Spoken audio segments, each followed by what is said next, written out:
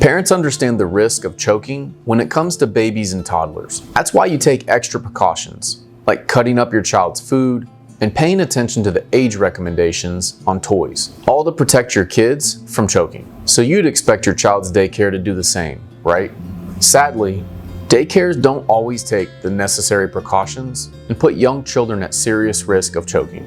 That's why we want to discuss the most common causes of choking injuries at daycare and make parents aware of what to look out for in dangerous daycares. Some of the most common ways choking incidents happen at daycare include food, like hot dogs, apples, carrots, or grapes, not being cut up small enough. Children are given chewy and sticky foods like peanut butter, marshmallows, or raisins. These foods can be difficult for younger kids to swallow. Children aren't being fed properly. For example, they aren't sitting down when eating, or they're not sitting upright.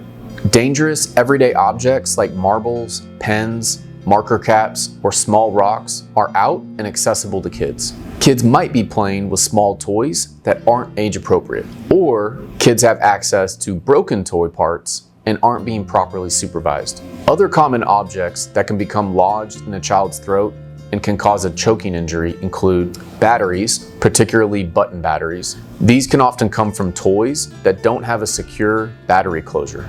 Balloons, popped latex balloons, can get stuck in the child's airway. Arts and crafts supplies, like beads and buttons, tops of soda cans or water bottle caps, and coins. Daycares can and must prevent these choking events from happening. Ways they can do this are cutting food small enough and carefully watching kids while they eat, giving children age-appropriate food. For example, babies under 1 year old should never be given peanut butter or raisins, as it may be difficult for them to swallow. Ensuring areas where children will be present are clean and free of hazardous objects. It's important to note that caregivers should always be monitoring children in case they do get their hands on something dangerous, and making sure the kids in their care are playing with age-appropriate toys and are being closely supervised when playing.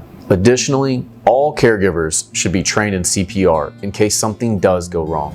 Child safety should always be the daycare's top priority. That's exactly why they need to keep a close eye on the kids. If not, choking can lead to life-altering injuries, primarily from asphyxiation, which is also known as a loss of oxygen. Injuries from asphyxiation can result in brain damage or even death. If your child is the victim of a choking event at daycare, it's important to hold the daycare accountable to prevent it from happening to another family. To learn more about what steps to take, be sure to contact our daycare injury lawyers today. We're here as a resource for families to guide them through recovering from serious injuries and begin moving forward. If you're not quite ready to speak to a member of our team, we understand.